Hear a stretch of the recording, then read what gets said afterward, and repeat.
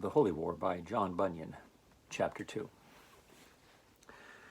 Diabolus, having now obtained entrance in at the gates of the town, marches up to the middle thereof to make his conquest as sure as he could. And finding by this time the affections of the people warmly inclining to him, he, as thinking it was best, striking while the iron is hot, made this further deceivable speech unto them, saying, Alas, my poor man's soul, I have done thee indeed this service, as to promote thee to honor, and to greaten thy liberty. But alas, alas, my poor man's soul, thou wantest now one to defend thee. For assure thyself that when Shaddai shall hear what is done, he will come. For sorry will he be that thou hast broken his bonds, and cast his cords away from thee. What wilt thou do? Wilt thou after enlargement suffer thy privileges to be invaded and taken away? Or what wilt resolve with thyself? Then they all with one consent said to this bramble, Do thou reign over us. So he accepted the motion and became the king of the town of Mansoul. This being done, the next thing was to give him possession of the castle, and so of the whole strength of the town. Wherefore, into the castle he goes. It was that for which Shaddai built in Mansoul for his own delight and pleasure. This now was become a den and hold for the giant Diabolus. Now having got possession of this stately palace or castle, what doth he but make it a garrison for himself, and strengthens and fortifies it with all sorts of provision against the King Shaddai, or those that should endeavor to regain their gaining of it to him and his obedience again.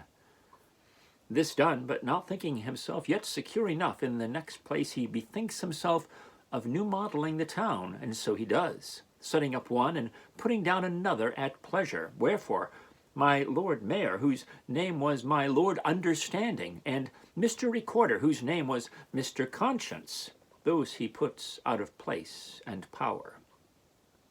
As for my Lord Mayor, though he was an understanding man, and one too that had complied with the rest of the town of Mansoul in admitting of the giant into the town, yet Diabolus thought not fit to let him abide in his former luster and glory, because he was a seeing man. Wherefore he darkened it not only by taking him from his office and power, but by building of a high and strong tower just between the sun's reflections and the windows of my lord's palace, by which means his house and all and the whole of his habitation was made as dark as darkness itself. And thus being alienated from the light, he became as one that was born blind.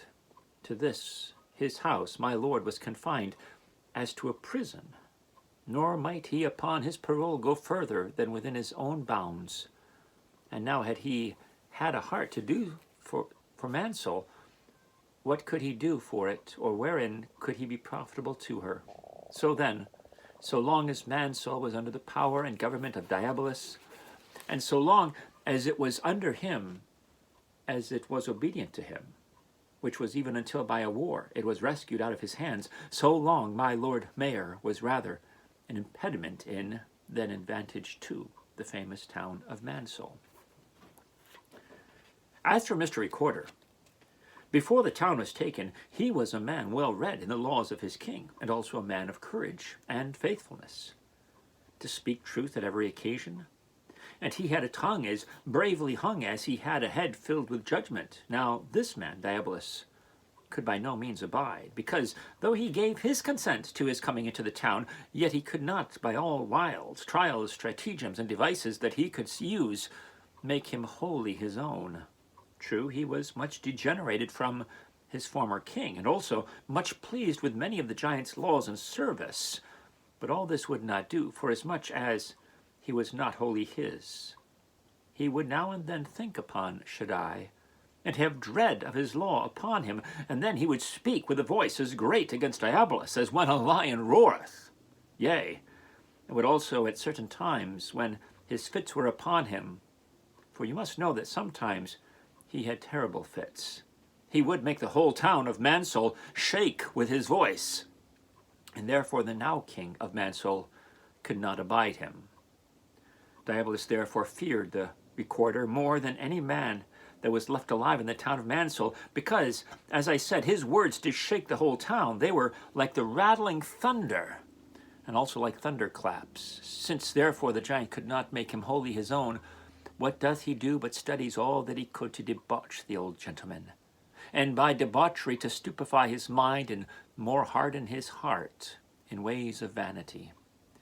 And as he attempted, so he accomplished his design. He debauched the man, and by little and little so drew him into sin and wickedness that at last he was not only debauched as at first, and so by consequence defiled, but was almost at last, I say, past all conscience of sin. And this was the furthest Diabolus could go. Wherefore he bethinks him of another project. And that was to persuade the men of the town that Mr. Recorder was mad, and so not to be regarded. And for this he urged his fits, and said, if he be himself, why doth he not do thus always? But, quoth he, as all mad folks have their fits, and in them their raving language, so hath this old and doting gentleman. Thus, by one means or another, he quickly got Mansul to slight, neglect, and despise whatever Mr. Recorder could say. For besides what already you have heard, Diabolus had a way to make the old gentleman, when he was merry, unsay and deny what he in his fits had affirmed. And indeed, this was the next way to make himself ridiculous, and to cause that no man should regard him.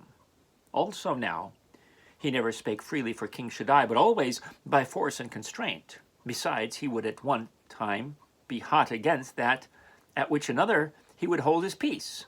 So uneven was he now in his doings. Sometimes he would be as if fast asleep, and again sometimes as dead, even then when the whole town of Mansul was in her career after vanity, and in her dance after the giant's pipe. Wherefore, sometimes when Mansul did use to be affrighted with the thundering voice of the recorder that was, and when they did tell Diabolus of it, he would answer that what the old gentleman said was neither of love to him nor pity to them, but of a foolish fondness that he had to be prating, and so would hush still and put all to quiet again.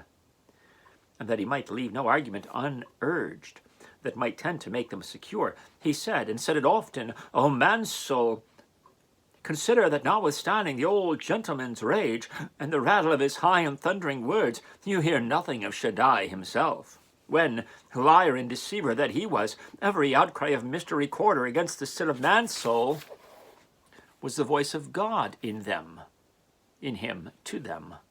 But he goes on and says, you see that he values not the loss nor rebellion of the town of Mansul, nor will he trouble himself with calling of his town to a reckoning for their giving of themselves to me. He knows that though ye were his, now you are lawfully mine. So leaving us one to another, he now hath shaken his hands of us. Moreover, O Mansul, quoth he, consider how I have served you, even to the uttermost of my power, and that with the best that I have could get or procure for you in all the world.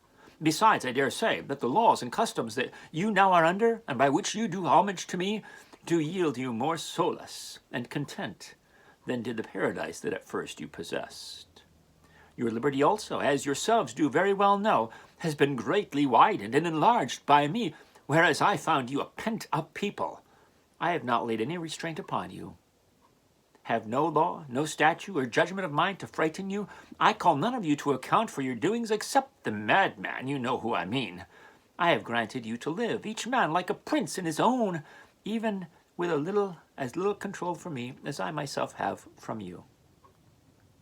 And thus would Diabolus hush up and quiet the town of Mansul, when the recorder that was did at times molest them, yea, and with such cursed orations as these would set the whole town in a rage and fury against the old gentleman.